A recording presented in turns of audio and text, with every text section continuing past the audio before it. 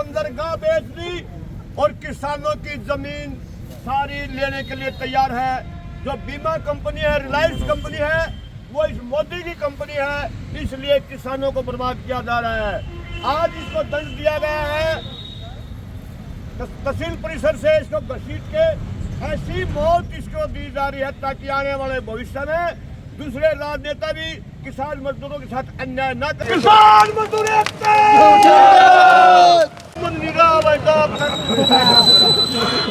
देखिए, आज प्रदर्शन इसलिए किया है कि प्रधानमंत्री फसल लूट योजना इस प्रदेश में चली हुई है और यहाँ के किसानों के 1 साल के बाद बीमे कैंसिल कर दिए। जहाँ फसल खराब होगी और जहाँ फसल खराब नहीं हुई वहाँ किसानों का प्रीमियम भी, और हरियाणा और केंद्र सरकार का भी बीमा कंपनी रिलायंस बीमा कंपनी है, जो मोदी की कंपनी है, मोदी के यार की कंपनी है, वो कंपनी है।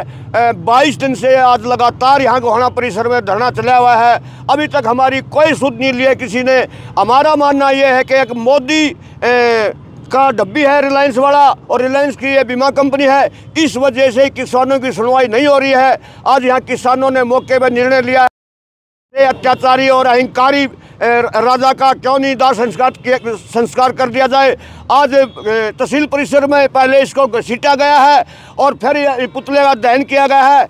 इतनी बरामदी करके पुतले का दहन किया गया है ताकि भविष्य में आने वाले समय में भी किसानों के साथ कोई अन्याय करने न कर सके। मांग क्या कर रहे हो? मांग क्या कर रहे हो? हमारी सिर्फ मांग इतनी है, जो किसानों की फसल खराब होगी थी, चाहे 21 में, चाहे 22 में, चाहे 23 में, वो जो फसल खराब होगी उनको मुआवजा दे दिया जाए। सिर्फ हमारी जिंदा रहने की मांग है। जो प्रधानमंत्री ने फसल बीमा योजना चलाई हुई है उसी के तहत जिन किसानों की फसल खराब हुई है हम उन्हीं का मुआवजा मांग रहे हैं। हम और कुछ भी नहीं मांग रहे हैं, लेकिन वो मुआवजा नहीं दिया जा रहा है। वो इसलिए नहीं दिया जा रहा है कि बीमा कंपनियों ने तरह तरह के षड्यंत्र के किसानों को लूटने का नए नए तरीके अपना रखे हैं।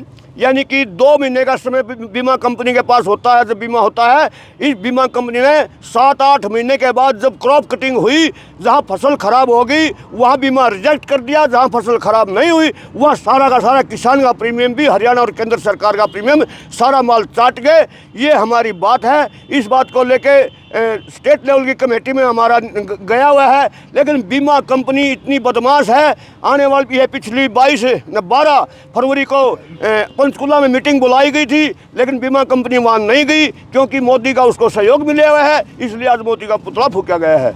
ये धरना लगातार जारी रहेगा जब तक किसान के खाते में उनका पाई नहीं आ जाता, तब तक धरना ऐसा चलता रहेगा और नए नए प्रोग्राम होते रहेंगे। की तैयारी करने वाले हैं। दिल्ली में भी बहुत सारे किसान हैं।